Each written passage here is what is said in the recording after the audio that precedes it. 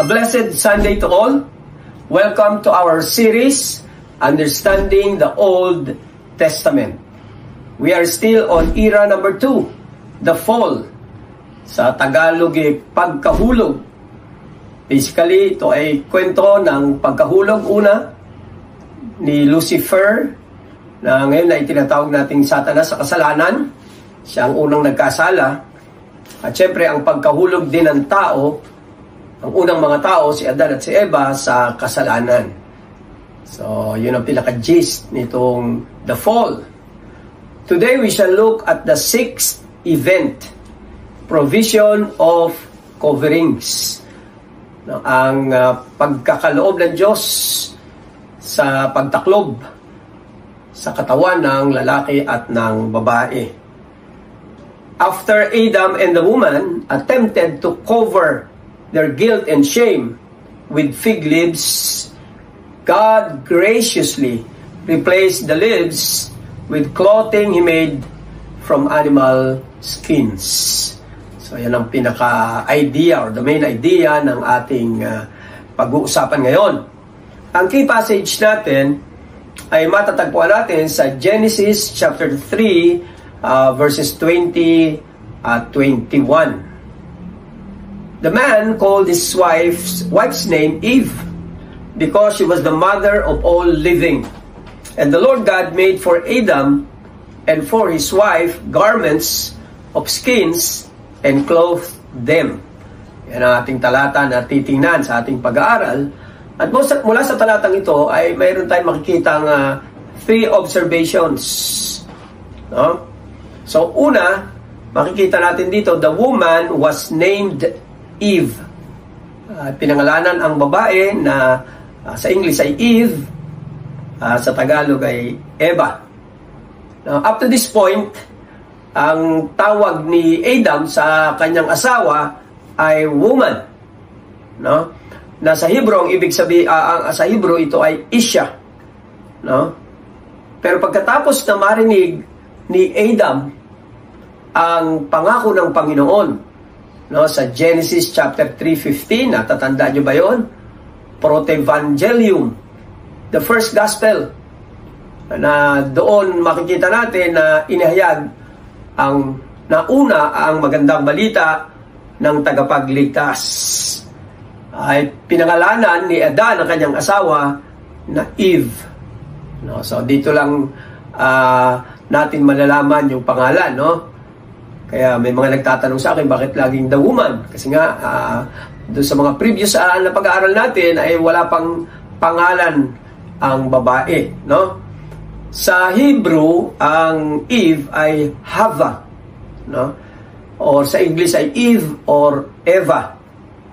At anong dahilan? Bakit ito ang pangalang binigay ni Adan sa kanyang asawa? Makikita natin sa ikalawang bahagi ng verse 20. Sabi doon, because she would become the mother of all living. Yan ang sabi ng talata natin, ano?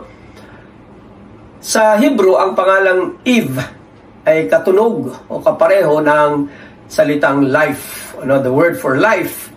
And perhaps it means life giver. Ano, yun ang kahulugan ng salitang Eve.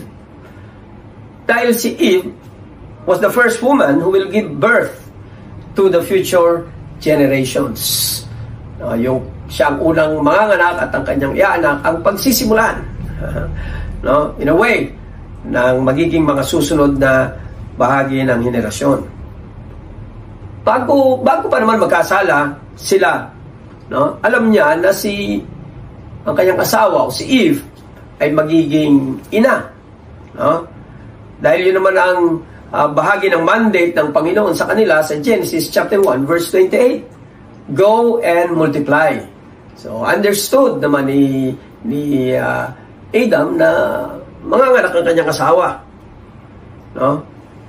Pero hindi pa rin niya pinangalanan ng kanyang asawa until marinig niya yung judgment ng Panginoon and at the same time yung pag-asa o yung pangako ng Panginoon. Na ang ibig sabihin ng announcement na ito, kasi ang sabi ng Panginoon, sa oras na kainin ninyo ang ipinagbabawal na bungang kahoy, kayo'y mamamatay. At nung sabihin ng Panginoon ng pangako na ang babae ay magkakaroon ng supling, so ibig lang sabihin, hindi pa sila mamamatay kaagad dahil ang babae at siya ay mabubuhay pa para magkaroon ng supling o anak. So yun yung ibig sabihin nung pangako na yon para kay Adan. Kaya ang ipinangalan naman niya ay Eve, believing na magkakaanak pa sila. So simpleng application lang dito sa part na ito, na makikita natin sa Bible yung mga pangalan ng mga main characters or key characters ay laging may kahulugan. Halimbawa, si Adam, ang ibig sabihin ay man or mankind. Siya yung una na sa mga lahi ng tao. Eve means mother of all living. Dahil ang purpose niya, siya ang unang babaeng manganganak. Abraham means the father of many nations. At ito'y nangyari sa buhay ni Abraham. Maraming lahi ang lumabas sa kanya. Jesus means God saves or simply Savior. Tayo naman, sa ngayon ay tinatawag ng mga Kristiyano or Christians, which means little Christ or followers of Christ. Ang mga pangalan na ibinibigay ng Diyos at ang pangalan natin ngayon ay nagsasaad ng layunin. Ipinapakita ng mga pangalan na yun the purpose in life. At kung mababasa natin sa Ephesians chapter 4 verse 1, ang hamon doon, we should live worthy of our calling. Dapat tayo ay mamuhay ng ayon sa pagkakatawag sa atin.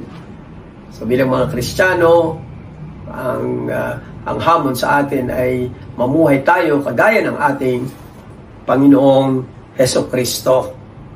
So yun yung una na makikita natin dito, pinangalanan ni Adan ang kanyang asawa na si Eve.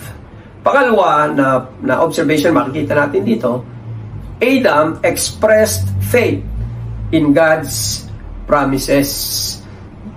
Ipinakita ni Adan na ang kanyang pananampalataya sa Diyos dahil siya'y naniwala sa kanyang pangako.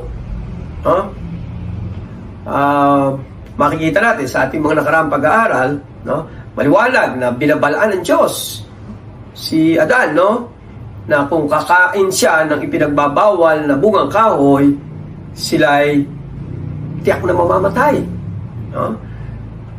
Pero dahil sa biyaya ng Panginoon, nang kinausap niya, when God gave the curse sa serpent at saka sa woman, ay mayroon siyang nabanggit na pangako, na ang babae o ang magiging supling ng babae ay will crush the head of Satan. So this was a promise of a Savior. At sa kabila na hindi magandang mga tugon ni Adan, sa pagtatanong ng Panginoon sa kanya, doon sa nakita rin natin, sa ating mga previous na pag-aaral, nung marinig ni Adan ang pangako ng Panginoon, tumugon siya ng may pananampalataya. Paano natin nalaman na tumugon siya ng pananampalataya? Ito'y makikita natin doon sa pagpapangalan niya. Kaya nung pinag-aralan natin sa naunang observation, yung pagpapangalan niya sa kanyang asawa na Eve, which means mother of all living. Ang ibig sabihin nito, Adam believed that God will let him and Eve live to fulfill His promise, that the woman will bear a child, an offspring, to fulfill God's promise of a Savior. At yun na nga, ang pagpapangalan niya ang nagpahayag ng kanyang pananampalataya sa Diyos at pagtitiwala na tutuparin ng Diyos ang kanyang mga pangako. Doon inihayag ni Adan ang kanyang faith sa God, Ang unang dalawang anak nila ay si Cain at si Abel. Now, Abel represents the godly lineage. Na doon manggagaling yung magiging tagapagligtas. The promised offspring. At si Cain represents the ungodly lineage. So, dito makikita na agad natin, yung enmity between the seed of the serpent, as I've explained before, and the seed of the woman. So, ang ginawa ni Satanas, inisip niya na kung mamamatay si Abel o mapapatay si Abel, at yan yung ginawa niya through Cain, mapuputol na yung godly lineage. Yun ang iniisip niya. So, hindi na ipapanganak ang ipinangakong tagapagligtas, But, hindi niya alam, God provided a third son. Pangatlong anak, ang pangalan niya ay Seth. Sa Genesis chapter 4, verse 25, to continue the promise of an offspring, which is of course the Savior, or our Savior, the Lord, Jesus Christ. So, makikita natin dito, napakaliwanag, na walang pwedeng pumigil para tuparin ang lahat ng pangako ng Panginoon. Siyempre, sa panahon natin ngayon, kagaya ng napag-aralan na rin natin, alam natin, tinupad ng Diyos ang pangakong ito. Sa katauhan ng ating Panginoon at tagapagligtas, ang Panginoong Hesukristo. So, pangatlong observation, God provided coverings due to guilt and shame. So, nagbigay ang Panginoon ng pantaklob sa kanilang katawan dahil sa guilt at saka sa shame. Naging bunga ng kasalanan ni Adan at ni Eva. Isa pa ring manifestation o evidence na si Adan ay nanampalataya sa Diyos dahil doon naman sa tugon ng Diyos sa sitwasyon nila ni Adan at saka ni Eva. Now, so when Adam and Eve were innocent, they were naked and yet unashamed. So, bad sila pero hindi sila nahiya sa isa't isa. Pagkatapos nilang magkasala, ayon na rin sa mga talata na pag-aralan natin, they realized that they were naked. So, nakita nila na sila hubad. Yun na nga ang bunga ng kasalanan, ng guilt, shame. At ang ginawa nila ay they clothed themselves with loincloths na ginawa nila from fig leaves. So, ang sabi sa Genesis 3 verse 7, then the eyes of both were opened and they knew that they were naked. Ito yung resulta ng kasalanan. And they sewed fig leaves together. Tinahi nila, yung mga dahon and made themselves loincloths. Sa Tagalog po, itong loincloths ay bahag. Bahag in Tagalog, na ang bahag, alam natin, ay tinatakluban yung mga sensitive o private parts ng tao. So, imagine natin, hindi lahat tinakluban, kundi yung lamang bahagi na marahil ay hindi dapat makita. So, when Adam, in faith, renamed his wife, ano ang naging response ng Diyos? So, nung makita ng Diyos na nagsikap si Adan at si Eva na takluban ng kanilang sarili dahil sa guilt and shame, tumugon din kaagad ang Diyos sa kanila. At ang ginawa ng Diyos ay ipinagawa sila tigisa ng tunic na in Hebrew, ito yung cotonet or ketonet. Yun ang Hebrew word doon sa tunic o yung garment. At ang ketonet normally describes a garment that covers the body from shoulders to knees. Yun. Bakit kaya iginawa sila ng Diyos nito? Dahil marahil nakita ng Diyos na yung kanilang ginawang fig leaf loincloths ay matutuyo at mawawala rin. Hindi tatagal. at hindi rin natakluban ang lahat ng bahagi ng kanilang katawan. So yun yung marahil mga dahilan, no? Initially, no? At ang ginawa ng Diyos dahil doon, hindi permanente at hindi naman natatakluban ang buong katawan, ay sa biyaya niya, no, bagamat hindi sinabi, assumed ito na kumuha siya ng hayop at syempre pinatay at kinuha ang balat at ginawa niyang kasuotan para isuot ni Adan at ni Eva. Yan ang ginawa ng Diyos, no? Binihisan sila. Something better sa pagbihis na ginawa ni Adan at Eva sa kanilang mga sarili. So anong makikita natin, no, sa sitwasyong ito? Makikita natin obviously na yung efforts ni Adam and Eve to cover their shame and guilt would not be sufficient. Hindi sapat, no, kagaya ng loincloths o bahag na ginawa nila made out of fig leaves, no? At yan ang sabi ng Romans 3:23. For all have sinned and fall short of the glory of God. Dahil sa kasalanan, lahat tayo ay hindi nakaabot sa kaluwalhatian ng Diyos, sa standard ng Diyos. Kapos tayo. Na parang kagaya ng mga damit. O yung dahon na nilagay ni Adan at Eva sa kanilang katawan ay kapos para takluban ang buong katawan. At kapos para bihisan sila permanente, no? At yan makikita natin, no, na para takluban ang guilt and shame ng tao, it would take the efforts of God or ways of God to cover the shame or the consequences of sins, no?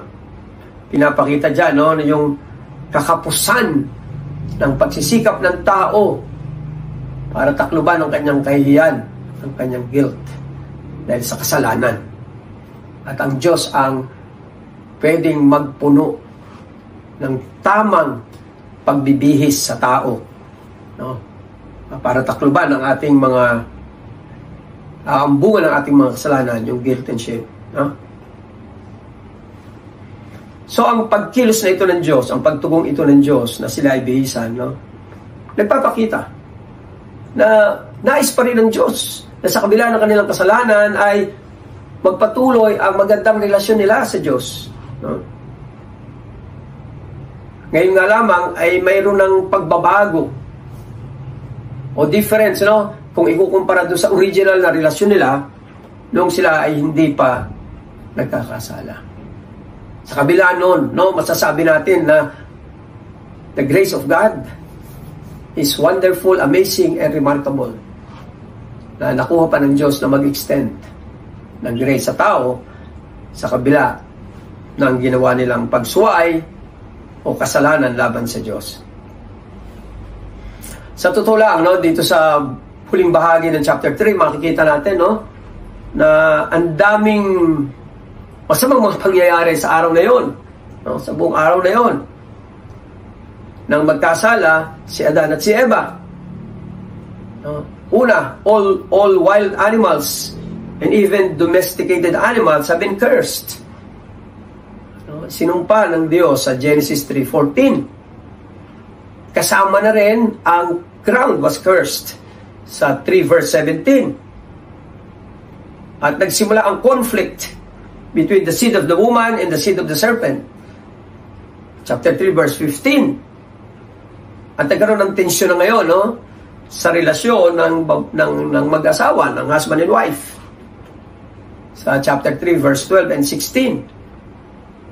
At na ang tao ay nagkaroon ng shame, guilt, and fear. Chapter 3 verse 7, 9, saka verse 10. Nagsimula na rin yung sisihan, blame casting. Chapter 3, verse 12 to 13. At higit sa lahat, no, yung relasyon ng tao sa Diyos ay nasira, naputol. Dahil sa kanilang pagsuway o rebellion laban sa Diyos, no? 3 verse 10 at saka 12. Ang panganganak ay naging mahirap, no? 3 verse 16. Ang pagtatrabaho para kumain ay naging mabigat, no? Chapter 3 verse 17 to 19. At kumbaga pinaka-ultimate na bunga, man is doomed to die. Chapter 3 verse 19. So yan, lahat ng masamang mga pangyayaring yan ay nangyari, no? At doon nakita natin, dahil sa mga pangyayaring ito, nagkaroon ng unang kamatayan, no? Ang kamatayan ng hayop, chapter 3 verse 21, upang mabihisan si Adan at Eva, no?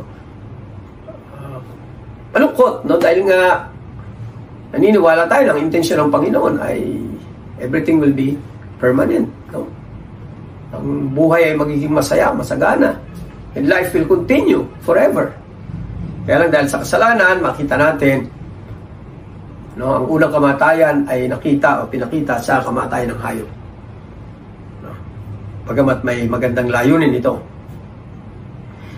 Sa kabila ng maraming hindi magandang pangyayari, nangibabaw pa rin sa oras na ito ang masaganang biyaya ng Diyos.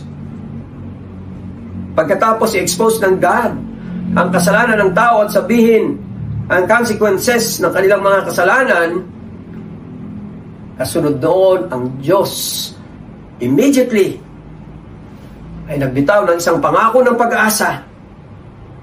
At kaagad-agad nang makita niya itong si Adan at Eva ay nagsikap na takluban ang kanilang mga sarili, ay binihisan niya kaagad si Adan at si Eva upang matakpan ang kanilang kahihiyan. Amen? No? Ganyan ang biyaya ng Panginoon na pinaabot nung pa lang simula ng araw na yon ng tao ay magkasala. No? May mga interpreters, no, na ang kanilang basa dito na yung animal na pinatay ay substitute for Adam and Eve. Or in other words, it died or they died, di natin alam kung ilan, ano, in their place. Ayun ang kanilang pagkakaunawa, no?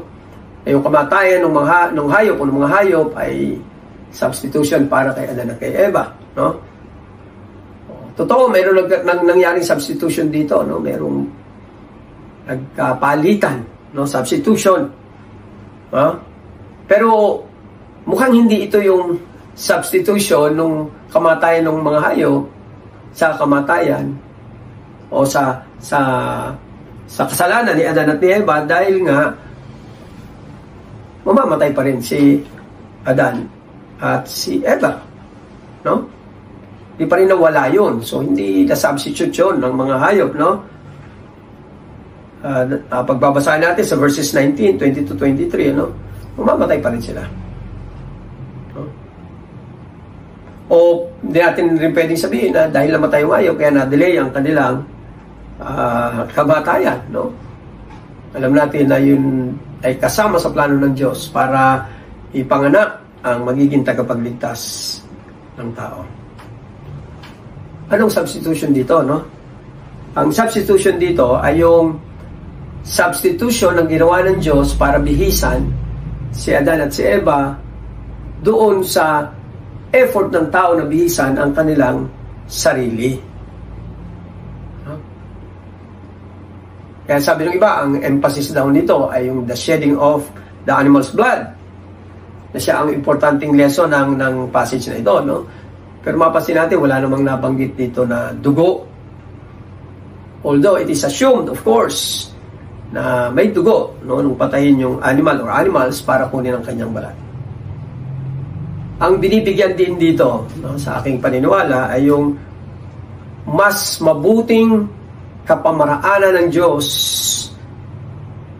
kaysa sa kapamaraan ng tao para bigyang solusyon ang kanyang problema. At yan, isang napakalagang lesson, no? Na sa pag-aaral natin hanggang sa New Testament, pinakita, no? Na ang paraan ng Diyos sa solusyon ng tao, ang tanging paraan para ang tao ay maligtas sa kanyang kasalanan at sa kabayaran nito. At ang paraang yan ay walang iba kundi ang ating Panginoong Hesukristo na bumaba sa lupa, naging tao, ipinako doon sa krus ng Kalbaryo para tubusin tayo sa ating mga kasalanan. No? Sa halip na tayo ang dapat ipako, tayo ang mamatay, no? Siyang namatay para sa ating mga kasalanan, no? Ganda ng kwento rito, no? Now, in conclusion, tingnan natin, no, yung summary para balikan aral lang natin at mabigyan diin yung mga katotohanan na pag-aralan natin dito. So, una, there was good news in God's pronouncement that the woman would suffer pain in the birthing process. In spite of the pain, at least she would bear children. So, ibig sabihin, oo, magiging mahirap ang panganganak, pero mayroong isang magandang balita dun eh. Na dahil sa panganganak na yon, dahil sa ipapanganak niya, doon lalabas ang magiging tagapagligtas ng sanlibutan. Alam natin, yan ang ating Panginoon Jesucristo. Number 2, expressing faith in God's promise of children, Adam gave the woman a new and noble name, Eve. So, hindi lang pala basta pinangalanan niya ang kanyang asawa, no? Na yung pagpapangalan niyang yun kay Eve as the mother of all living is an expression of his faith in God and the promise of God for a Savior. Number 3, in their fallen from innocence condition, Adam and Eve sensed shame for their nakedness and covered themselves with fig leaves. Sa totoo lang, no, hindi naman nila alam kung ano talaga magiging bunga ng kasalanan, no? At yan ay mapapag-aralan natin sa susunod nating lesson, no? Pero naramdaman nila yung bunga ng kasalanan eh. At makikita natin dito na sila gumawa ng paraan. Sa ngayon, sa panahon natin, no? Ang mga tao ay gumagawa din ng paraan. Alam din nila na ang tao ay makasalanan at mayroong kailangang gawin. Yun nga lamang, umaasa sila sa kanilang kayang gawin. Na nakita natin sa ating pag-aaral, nakapos, kulang. At ang Diyos ang makapagbibigay ng solusyon. At number 4, last, but God provided them with His better coverings. God clothed them with skins made from animals. So mga kapatid, magpasalamat tayo na sa biyaya ng Diyos, inabot niya tayo at pinagkalooban niya tayo ng sapat na solusyon sa ating problema sa kasalanan. Tayo manalangin. Diyos namin amang banal, marami pong salamat na dito nakita namin na mayroon kang paraan ng isang sapat na paraan para takluban ang aming kahiyan, guilt, or in other words, bigyang solusyon ang problema namin sa kasalanan. Salamat po. Naranasan na namin yun. We continue to pray, kami gamitin mo para yung iba pang tao na hindi nakakilala sa inyo ay maranasan din ang provision mo para sa aming kasalanan. Makilala rin nila ang aming Panginoon at tagapagligtas, ang aming Panginoon Jesucristo. Marami pong salamat sa inyo. Nawa po yung mga lessons na aming natutunan tumimo sa aming isip at puso at may pamuhay namin ang mga implikasyon nito at ganoon din maging bahagi kami sa pagbabalita po ng magandang balita ng kaligtasan. Pinabalik na namin sa inyo ang papurit parangal sa pangalan ni Jesus. Amen and Amen.